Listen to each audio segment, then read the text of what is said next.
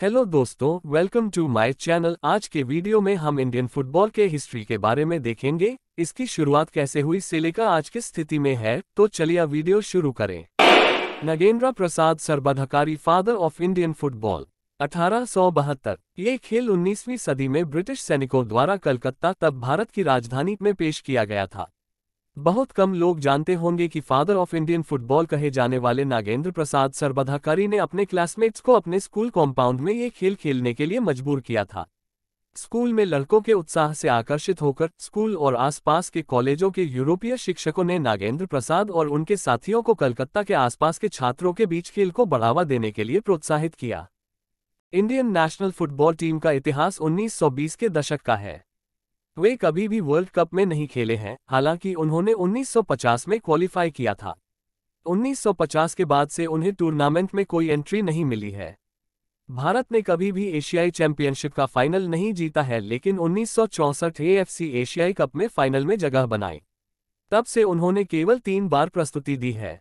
Indian team का पहला official international tour, जिसमें उस समय भारतीय और ब्रिटिश दोनों खिलाड़ी शामिल थे, 1924 में खेला गया था, जब इसका लीड महान भारतीय फुटबॉलर गोष्ठा पाल ने किया था। 20वीं सदी की शुरुआत में जब भारतीय फुटबॉल शेप ले रहा है, उस समय भारत ने एशिया के सर्वश्रेष्ठ फुटबॉलरों में से एक गोष्ठा पाल को जन्म दिया, जिन्होंने 1911 में 16 साल की उम्र में प्रोफेशनल फुटबॉल खेलना शुरू किया था और भारतीय टीम के पहले कप्तान बने। 1930 के दशक के अंत में सिर्फ इंडियन प्लेयर्स वाली फुटबॉल टीमों ने ऑस्ट्रेलिया, जापान, इंडोनेशिया और थाईलैंड का दौरा करना शुरू किया। आज़ादी से पहले भारत द्वारा खेले गए पहले अंतर्राष्ट्रीय मैच की अभी तक पुष्टि नहीं हुई है, लेकिन इसकी झलक उस मैच में पाई जा सकती है जो भारत ने 1933 में सीलोन के खिलाफ विदेश में खेला था। ये भारत का दूसरा अंतर्राष्ट्रीय दौरा था जहां गोष्ठा पाल ने अपनी टीम को जीत दिलाई थी। 1-0 स्कोर से 4 जुलाई 1936 को भारत ने मेहमान चीनी टीम के विरुद्ध मैच खेला, जो कोलकाता में आयोजित किया गया था। मैच 1-1 से ड्रॉ रहा। विदेशों में कई भारतीय फुटबॉल क्लबों की सफलता के बाद 1937 में अखिल भारतीय फुटबॉल महासंघ AIFF का गठन किया गया। गोष्ठा पाल, वह अपने समय के एक स्किल्ड, टैक्टफुल और कंपोज्ड डिफेंडर थे और उन्हें भारत का अब तक का सबसे अच्छा डिफेंडर माना जाता था। वह वर्ष 1962 में पद्मश्री से सम्मानित होने वाले पहले फुटबॉलर थे और 1998 में भारत सरकार ने इस महान खिलाड़ी के सम्मान में पोस्टल स्टैंप जारी किया था। 1930 के दशक में भारत एशिया की सबसे मजबूत अटैकिंग टीमों में से एक बनकर उभरा, जिसका प्रमाण 1938 में उनके ऑस्ट्रेलिया के विंटर टूर के दौरान मिला।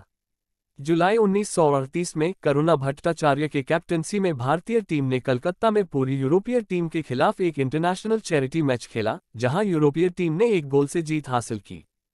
जहां करुणा भट्टाचार्य के कैप्टनसी में लिम्सडेन, नूर मोहम्मद, रहीम के प्रसाद, नंदी सहित आक्रामक भारतीय पक्ष ने 17 मैचों में कुल 58 गोल के साथ न्यू साउथ वेल्स तट पर धावा बोल दिया, जिसमें ऑस्ट्रेलिया के खिलाफ 5 अंतर्राष्ट्रीय मैत्री मैच शामिल हैं, जहां लिम्सडेन ने 3 हैट्रिक बनाई, जिनमें से एक ऑस्ट्रेलियाई टीम के खिलाफ थी। इस प्रकार भारत के लिए पहली अंतर्राष्ट्रीय हैट्रिक बनाई गई।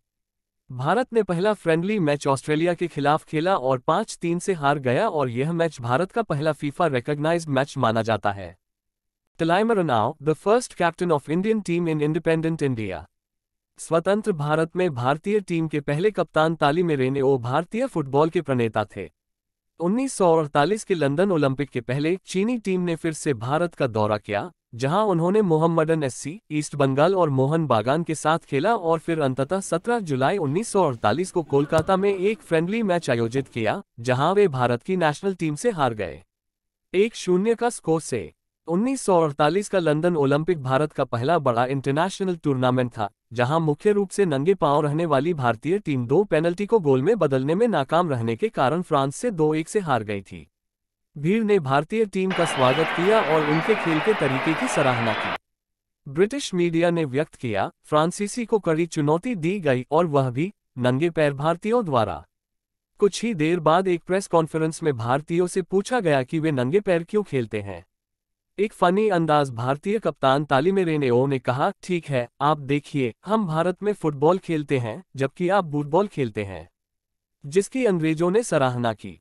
अगले दिन वह टिप्पणी लंदन के अखबारों में छपी। जबकि फ्रांस से 1-2 की हार और पहले राउंड में बाहर होना टीम और जनता दोनों के लिए भारी निराशा थी। 1950 में भारत 1950 फीफा वर्ल्ड कप के लिए क्वालिफाई करने में कामयाब रहा, जो ब्राजील में होने वाला था, जहां इसे स्वीडन, इटली और पैराग्वे के साथ खींचा गया था। ये पिच पर किसी सफलता के कारण नहीं था, बल्कि इस तथ्य के कारण था कि क्वालिफाइंग दौर के दौरान उनके सभी प्रतिद्वंद्वी प्री टूर्नामेंट क्वालिफायर से हट गए थे।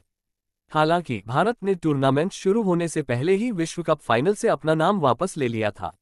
अखिल ऑल इंडिया फुटबॉल फेडरेशन ने टीम की वापसी के लिए कई कारण बताए, जिनमें travelling cost, lack of practice time और विश्व कप से ऊपर ओलंपिक को इंपॉर्टेंट देना शामिल है। AIFF द्वारा बताए गए कारण के बावजूद कई फुटबॉल इतिहासकारों और पंडितों ने ये कहानी दोहराई है कि फीफा द्वारा खिलाड़ियों के नंगे पैर खेलने पर प्रतिबंध लगाने के नियम के कारण भारत विश्व कप से हट गया था। फीफा ने भारतीय टीम के ट्रैवल एक्सपेंसेस का ऑफर करने की पेशकश की, इसलिए ट्रैवल कॉस्ट्स के कारण भारत का पीछे हटना वाला स्टेटमेंट गलत है। हालांकि भारत के फॉर्मर कप्तान सेलिन मन्ना के अनुसार नंगे पैर खेलने की इच्छा के कारण टीम को खेलने की अनुमति नहीं दिए जाने की कहानी सच नहीं थी। तब से भारत किसी अन्य विश्व कप के लिए क्वालिफाई करने के करीब भी नहीं पहुंच पाया है। ऑल इंडिया फुटबॉल फेडरेशन के अनुसार 1950 के फीफा विश्व कप इंडिया क्वालिफाई करने का रीजन, इंडिया के सारे शेड्यूल्ड ओपोनेंट ने टूर्नामेंट से विथड्रू कर लिया था, तो इंडिया डिफॉल्ट फीफा के लिए सेलेक्ट हो गया था, लेकिन बाद में इनसफिशिएंट प्रैक्टिस टाइम के कारण पीछे हट गया था। 1951 से 1962 तक का समय इंडियन फुटबॉल का गोल्डन पीरियड माना जाता है। सैयद अब्दुल रहीम के संरक्षण में भारत एशिया की सर्वश्रेष्ठ टीम बन गई।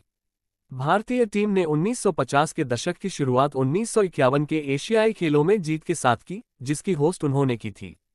भारत इंडोनेशिया और अफगानिस्तान दोनों को 3-0 से हराकर फाइनल में पहुंचा, जहां उसने ईरान को 1-0 से हराया। 1952 में इंडिया ने श्रीलंका में आयोजित कोलंबो क्वाड्रेंगुलर कप जीतकर अपना फॉर्म जारी रखा। इसे इंडियन फुटबॉल का गोल्डन ईरा कहा जाता है। 4 साल पहले की तरह टीम के कई खिलाड़ी बिना जूतों के खेलते थे, लेकिन ओलंपिक में परिणाम के बाद AIFF ने तुरंत जूते पहनना कंपलसरी कर दिया। इंडिया ने क्वाड्रेंगुलर कप के 3 और एडिशन भी जीते, जो 1953, 1954 और 1955 में बर्मा, कलकत्ता और ढाका में आयोजित किए गए थे। इसके बाद 1954 में मनीला में आयोजित एशियन गेम्स में इंडिया 8वें स्थान पर रहा। 1956 के ओलंपिक में वे चौथे स्थान पर रहे। ये दूसरी बार है जब इंडिया ने फुटबॉल की दुनिया में इतिहास रचा। भारत पहली बार होस्ट ऑस्ट्रेलिया से मिला, जिसमें नेविल डिसूजा ने 4-2 से जीत हासिल की और ओलंपिक में हैट्रिक बनाने वाले पहले एशियाई बने, और भारत ओलंपिक सेमीफाइनल में पहुंचने वाली पहली एशियाई टीम भी बने। वे यूगोस्लाविया से 4-1 से हार गए और तीसरे स्थान के प्ले ऑफ मैच में बल्गेरिया से 3-0 से हार गए। इंडिया ने 1958 में टोक्यो, जापान में एशियन गेम्स में भाग लिया, जहां वे चौथे स्थान पर रहे, और मलेशिया में मर्देका कप 1959 में दूसरे स्थान पर रहे। टीम की शुरुआत 1960 में एशियाई कप क्वालिफायर से हुई, जिसमें वे क्वालिफाई करने में असफल रहे। भारत ने 1962 के एशियन गेम्स में जीत हासिल की, जहां उन्होंने फाइनल में दक्षिण कोरिया को 2-1 से हराया, और 2 साल बाद 1964 के AFC एशियाई कप में दूसरे स्थान पर रहे, जो राउंड रॉबिन फॉर्मेट में आयोजित किया गया था। इंडिया ने 1964, 1965 और 1966 में मर्देका कप खेला, जहां वे दूसरे, तीसरे और तीसरे स्थान पर रहे। 1970 से 2000 तक इंडियन टीम 1950 और 1960 के दशक की तरह उसी गति से आगे बढ़ने में फेल हो गई, लेकिन सैयद नईमुद्दीन जैसे खिलाड़ियों ने 1970 के एशियाई खेलों में ब्रॉन्ज मेडल जीतने जैसी कुछ उपलब्धि हासिल की। वह 1986 और 2006 के बीच कई बार नेशनल टीम के कोच बने। 1990 के दशक में उभरने वाले सर्वश्रेष्ठ खिलाड़ी IM विजयन थे, जो अपनी क्विक मूवमेंट और स्किल के लिए जाने जाते थे। उन्होंने भारत के लिए 66 इंटरनेशनल मैचों के साथ एक लंबा करियर खेला, जहां उन्होंने 29 गोल किए और कई मौकों पर भारत की कप्तानी की। 2001 सहारा मिलेनियम कप इंडिया ने होस्ट किया। मिलेनियम सुपर सॉकर कप, जिसे स्पॉन्सरशिप की कारणों से सहारा कप के रूप में जाना जाता है, 10 जनवरी से 25 जनवरी 2001 तक भारत में आयोजित किया गया था। यूगोस्लाविया फाइनल में बोस्निया और हर्जेगोविना को हराकर टूर्नामेंट का चैंपियन बना। 2005 भारत ने कराची में SAFF गोल्ड कप जीता। भारत ने फाइनल में बांग्लादेश को 2-0 से हराकर अपना चौथा खिताब जीता। मेहराजुद्दीन वाडू और बाईचुंग भूटिया ने भारत के लिए विनिंग गोल किए। 2007 India won Nehru cup. Bhaichung Bhutia की कप्तानी में इंडिया ने 2007 में नई दिल्ली में नेहरू कप जीता। 2008 AFC challenge cup champion Bharat ने दोहा में आयोजित किया। 2011 AFC Asian cup final round के लिए क्वालिफाई करने के लिए नई दिल्ली में AFC चैलेंज कप जीता। 2009 भारत ने नेहरू कप बरकरार रखा। नई दिल्ली में नेहरू कप बरकरार रखने के लिए भारत ने सीरिया को पेनल्टी पर हराया। 2011 भारत ने कुआलालंपुर में AFC चैलेंज कप क्वालिफायर और नई दिल्ली में SAFF कप जीता। 2012 तीसरा Nehru cup title. Extra time में मैच 2-2 से समाप्त होने के बाद पेनल्टी शूटआउट में कैमरून को 5-4 से हराकर भारत ने लगातार तीसरे वर्ष नेहरू कप जीता। 2014 इंडियन सुपर लीग ISL शुरू हुआ। ATK, जिससे पहले एथलेटिको डी कोलकाता के नाम से जाना जाता है, लीग के पहले चैंपियन के रूप में उभरा, जिसे all India football federation AIFF के under football sports development FSDL द्वारा ऑर्गेनाइज्ड किया जाता है। 2015 सुनील छेत्री 50 गोल की माइलस्टोन तक पहुंचे। SAFF कप में मालदीव के खिलाफ गोल करके सुनील छेत्री इंटरनेशनल मैचों में 50 गोल करने वाले पहले इंडियन बने। 2015 भारत ने तिरुवनंतपुरम में SAFF कप जीता। भारत ने फाइनल में अफगानिस्तान को 2-1 से हराकर अपना 7वां खिताब जीता। सुनील छेत्री को उनके प्रदर्शन के लिए टूर्नामेंट का सबसे मूल्यवान खिलाड़ी चुना गया। 2017 इंडिया ने FIFA under 17 world cup host किया था। ये टूर्नामेंट पहली बार था जब भारत ने फीफा टूर्नामेंट ही होस्ट की। जैक्सन सिंह फीफा टूर्नामेंट में भारत के लिए पहले गोल करने वाले खिलाड़ी बने, जब उन्होंने कोलंबिया के खिलाफ गोल किया। 2018 इंटरकॉन्टिनेंटल कप की शुरुआत हुई। AIFF का हीरो इंटरकॉन्टिनेंटल कप मुंबई में शुरू हुआ और भारत ने फाइनल में केन्या को 2-0 से हराकर इनॉग्रल एडिशन जीता। इंडिया के करंट ईरा के सबसे famous footballer Sunil Chhetri captain fantastic हैं, जिन्हें उनके फॉलोअर्स इसी नाम से बुलाते हैं।